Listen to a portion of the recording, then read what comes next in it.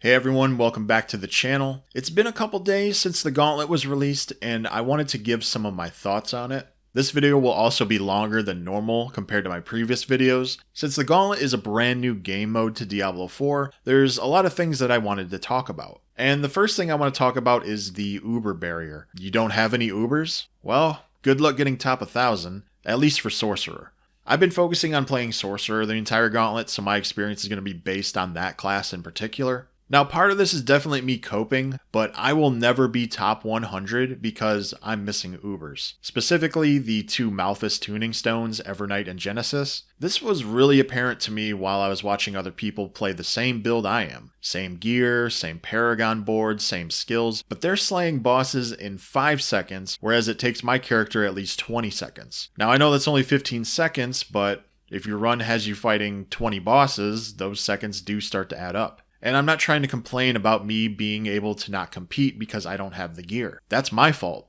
I only fought Malphas 15 times because it just took too long. I was getting bored and I didn't want to do it again. But besides that, me not hitting top 100, it's not because I haven't put in the time. I've spent a considerable amount of time playing this game. If we look at my profile just for this season, I have 3.5 days for my Sorcerer, 2.5 days for my Barbarian, and half a day for my Druid. Now, I'm not sure if time adds up from being idle in Diablo 4 when you get kicked from a server or just hanging out in the main menu, so these numbers could be slightly inaccurate. I mean, I did have to go to a third-party website to get this information, which unfortunately isn't a surprise. But if we look at the times for other people who are on the leaderboards, my 3.5 days looks like nothing. So when you're looking at a character, it shows the amount of time spent on that character. Looking at my Sorcerer, we can see that the time spent is rounded to 4 days. Which, just as a side note, I wish they added hours to it, since rounding to the nearest day is just strange to me. It's like a 12-hour rounding difference. It's whatever, it's not the most important thing. But if we look at players who are at the top of the leaderboards, we have 7 days, 7 days, 9 days, with some of these times getting out of control, like 15 days, 18 days, 22 days. Once again, could be time spent idle. Not to say that more time put in equals better placement, but it's just hard to compete with people who have this much free time. And this kind of segues into saying that Gauntlet runs are just too long. Spending 8 minutes is too much time for me to barely squeeze into the top 1,000. Now, part of that is just a skill issue and I need to get good.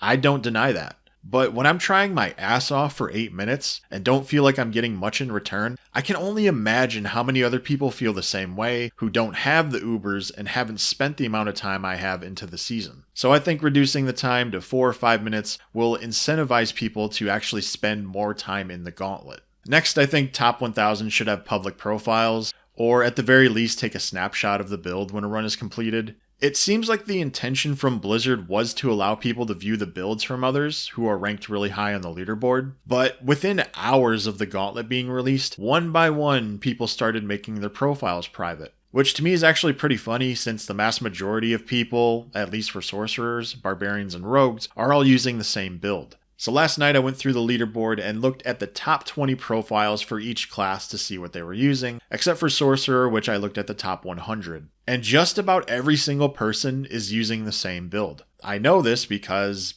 I'm one of those people. Shaco Helm, Raiment Chest, Paingorger Gauntlets, Tybalt's Pants, Talrasha Ring, and then either Flicker Step or boots that have the hectic aspect on them. So out of the top 100 Sorcerer players, 50 of them have private profiles, and out of those 50 that don't have private profiles, 2 of them don't have at least a Shaco. I think. One person had Disobedience on their helm, and the other was using a Godslayer helm, which means they could have been Duriel farming actually. It's hard to say since, no snapshot. 12 of those 50 were using a Shaco and a Ring of Starless Skies. Out of the 50 public profiles, 4 of them were using a pure Ball Lightning build, and the 46 rest of them were either using just Arc Lash or an Arc Lash Ball Lightning hybrid. This gives me the confidence to say that nearly everyone in the top 100 for Sorcerer is either using some combination of Teleport, Arc Lash, and or Ball Lightning. Talk about build diversity. If you want to see some real insanity, look at the people in the 900 ranks for Sorcerer. Almost every single Sorcerer with a public profile has a Shaco, and people love to say that this game is dead.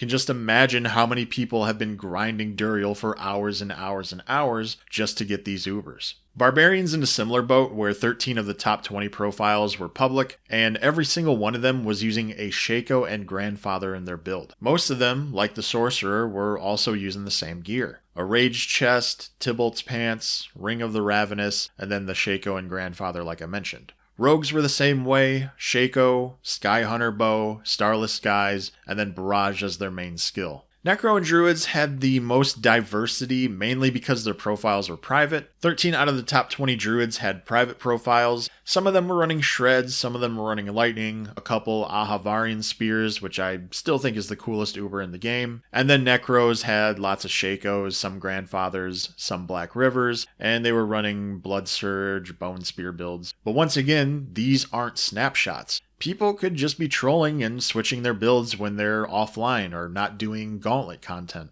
One of the hot topics is that the score multiplier shrine in the dungeon shouldn't be affected by the shrine buff affix on your gear. I can't really be unbiased on this because I'm the equivalent of a Johnny player in Magic the Gathering or Hearthstone. I love playing flashy, off-meta, hot garbage combo decks that don't win 80% of the time, but when it does, oh man, it just feels amazing. And I feel like that's what the Shrine Buff affix is. So many people, especially before Ahavarian became an Uber, said that this is one of the worst affixes in the game. So now that this niche affix is one of the best in the entire Gauntlet, I don't know, I just find that enjoyable. It's like rooting for the underdog. But because of this, people are now complaining that you have to go find a pair of boots with the shrine duration. It really shouldn't be that big of a deal, since you can just go to the jeweler and trade in all of your excess shattered stones for obols, which you can then gamble. This is exactly how I changed from a Firewall Meteor build to the Arclash Gauntlet meta build. One thing that is a problem with shrines is the snapshot bug that has just been made public for most people. This bug allows us to join the gauntlet with an existing shrine that is found in the overworld.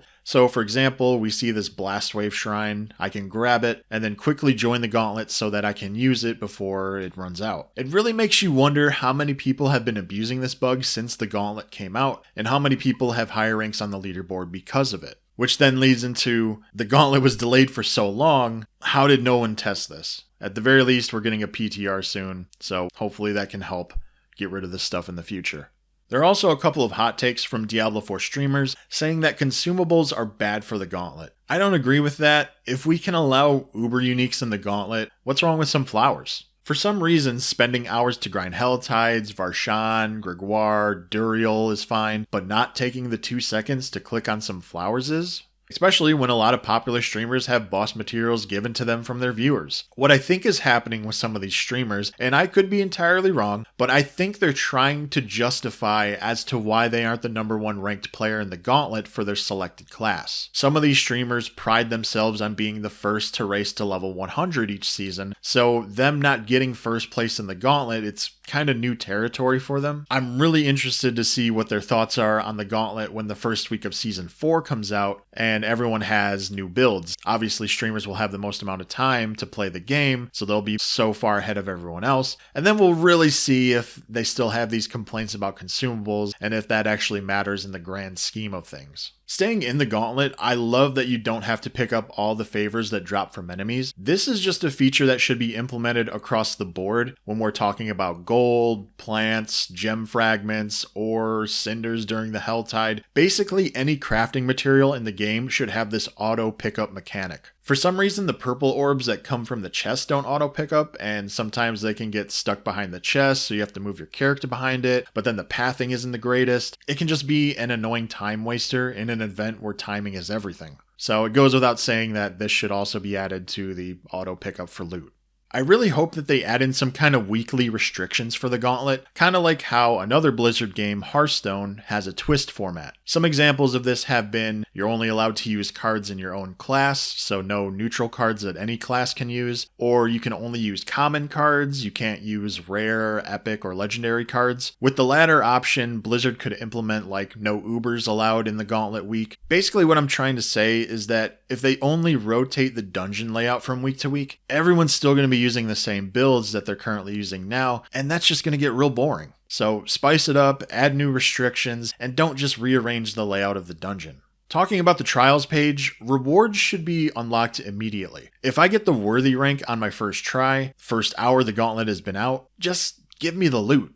I shouldn't have to wait a week to gain it, especially because, as Blizzard has talked about, the gear you gain won't be specifically helpful for your build. It's not like we're getting Ubers from these caches, so just give it to us now. This ties into my earlier point about people not feeling rewarded for playing the gauntlet. What feels more rewarding? Getting caches immediately from completing a worthy run, or just logging in next week and randomly getting these caches? Obviously the former. I do like the My Summary page where it's like a little shrine to myself so I can see how good I did for each class for each week. At least that's how I'm assuming this works, and that it just doesn't disappear and then only show the current week. I really hope that's the case and that the scores will stay from previous weeks. I just think it's really cool that years from now I'll be able to go back and look at these scores. One thing though, get rid of the top player's score here. I don't want to see that in my glorified shrine. This page should be about me, and I shouldn't have to share the space with somebody who will already have their own page in the Hall of the Ancients. So I don't see why they need to take up room here as well. Get them out of here.